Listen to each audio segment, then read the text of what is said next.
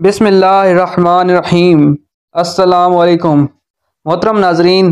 آج ہم آپ کو حضرت حزقیل علیہ السلام کی قوم کا ایک بڑا ہی عبرت خیز اور انتہائی نصیحت امیز واقعہ بتائیں گے، جس کو خداوند قدوس نے قرآن مجید کی سورۃ بقرہ میں بیان فرمایا ہے۔ حضرت حزقیل علیہ السلام کون تھے؟ یہ حضرت موسیٰ علیہ السلام کے تیسرے خلیفہ ہیں جو منصب نبوت پر سرفراز کی گئے۔ حضرت موسیٰ علیہ السلام کی وفات اقدس کے بعد آپ کے خلیفہ اول حضرت یوشع بن نون علیہ السلام ہوئے، جن کو اللہ تعالیٰ نے نبوت عطا فرمائی۔ ان کے بعد حضرت کالب بن یوحنا علیہ السلام حضرت موسیٰ علیہ السلام کی خلافت سے سرفراز ہو کر مرتبہ نبوت پر فائز ہوئے۔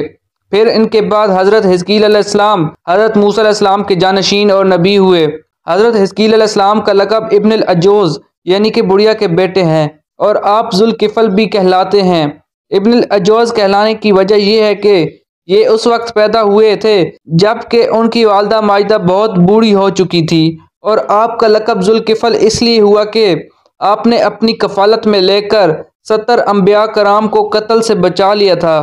جن کے قتل پر یہودی قوم آمادہ ہو گئی تھی۔ پھر یہ خود بھی خدا کے فضل و کرم سے یہودیوں کی تلوار سے بچ گئے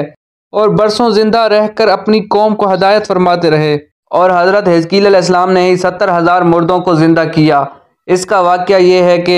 بنی اسرائیل کی ایک جماعت جو حضرت حزقیل علیہ السلام کے شہر میں رہتی تھی، شہر میں طاعون کی وبا پھیل جانے سے ان لوگوں پر موت کا خوف سوار ہو گیا، اور یہ لوگ موت کے ڈر سے سب کے سب شہر چھوڑ کر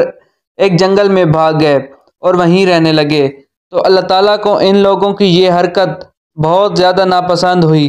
چنانچہ اللہ تعالیٰ نے ایک عذاب کے فرشتے کو اس جنگل میں بھیج دیا،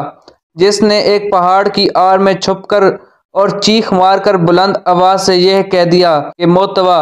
یعنی تم سب مر جاؤ، اور اس مہیب اور بھیانک چیخ کو سن کر بغیر کسی بیماری کے بالکل اچانک یہ سب کے سب مر گئے، جن کی تعداد 70,000 تھی۔ ان مردوں کی تعداد اس قدر زیادہ تھی کہ لوگ ان کے کفن و دفن کا کوئی انتظام نہیں کر سکے، اور ان مردوں کی لاشیں کھلے میدان میں بے گور و کفن 8 دن تک پڑی پڑی سڑنے لگیں، اور بے انتہا تعفن اور بدبو سے پورے جنگل بلکہ اس کے اطراف میں بدبو پیدا ہو گئی۔ کچھ لوگوں نے ان کی لاشوں پر رحم کھا کر چاروں طرف سے دیوار اٹھا دی تاکہ یہ لاشیں درندوں سے محفوظ رہیں۔ کچھ دنوں کے بعد حضرت حزقیل علیہ السلام کا اس جنگل میں ان لاشوں کے پاس سے گزر ہوا تو اپنی قوم کے 70,000 انسانوں کی اس موت ناگہانی اور بے گور و کفن لاشوں کی فراوانی دیکھ کر رنج و غم سے ان کا دل بھر گیا، آپ دیدہ ہو گئے، اور باری تعالیٰ کے دربار میں دکھ بڑے دل سے گڑ گڑا کر دعا مانگنے لگے کہ یا اللہ، میری قوم کے افراد تھے جو اپنی نادانی سے یہ غلطی کر بیٹھے کہ موت کے ڈر سے شہر چھوڑ کر جنگل میں آ گئے۔ یہ سب میرے شہر کے باشندے ہیں، ان لوگوں سے مجھے انس تھا، اور یہ لوگ میرے دکھ سکھ کے شریک تھے۔ افسوس کہ میری قوم ہلاک ہو گئی اور میں بالکل اکیلا رہ گیا۔ اے میرے رب، یہ وہ قوم تھی جو تیری حمد کرتی تھی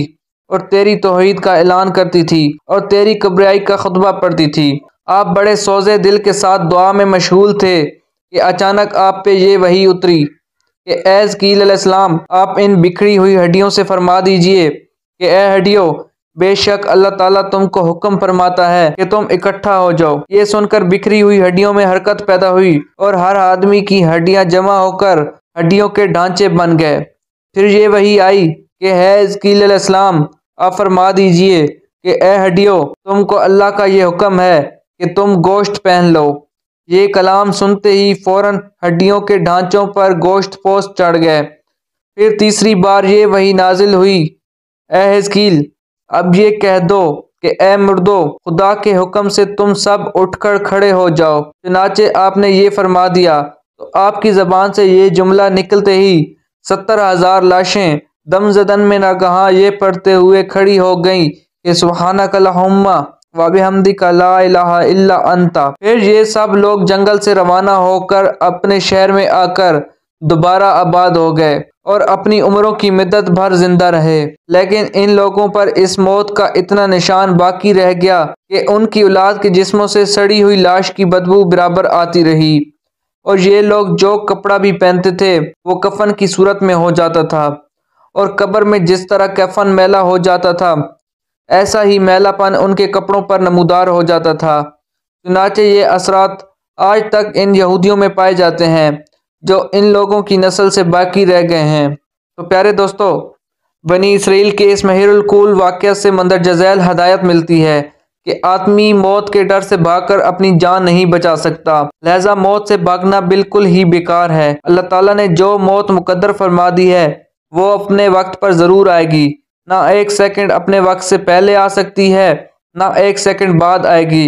لہذا بندوں کو لازم ہے کہ رضائے الہی پر راضی رہ کر صابر و شاکر رہیں، اور خواہ کتنی ہی وبا پھیلے یا گھمسان کا رن پڑے، اطمینان و سکون کا دامن اپنے ہاتھ سے نہ چھوڑیں، اور یہ یقین رکھیں کہ جب تک میری موت نہیں آتی مجھے کوئی نہیں مار سکتا، اور نہ میں مر سکتا ہوں، اور جب میری موت آ جائے گی تو میں کچھ بھی کروں، کہیں بھی چلا جاؤں، بھاگ جاؤں یا ڈٹ کر کھڑا رہوں، میں کسی حال میں نہیں بچ سکتا۔ اگر آپ کو ہماری ویڈیو اچھی لگی ہے تو ویڈیو کو لائک کریں اور شیئر کریں۔ اگر آپ کو ہماری ویڈیو اچھی لگی ہے تو ویڈیو کو لائک کریں، شیئر کریں اور ہمارے چینل کو سبسکرائب کریں۔ ملتے ہیں نیکسٹ ویڈیو میں، اجازت دیجیے، اللہ حافظ۔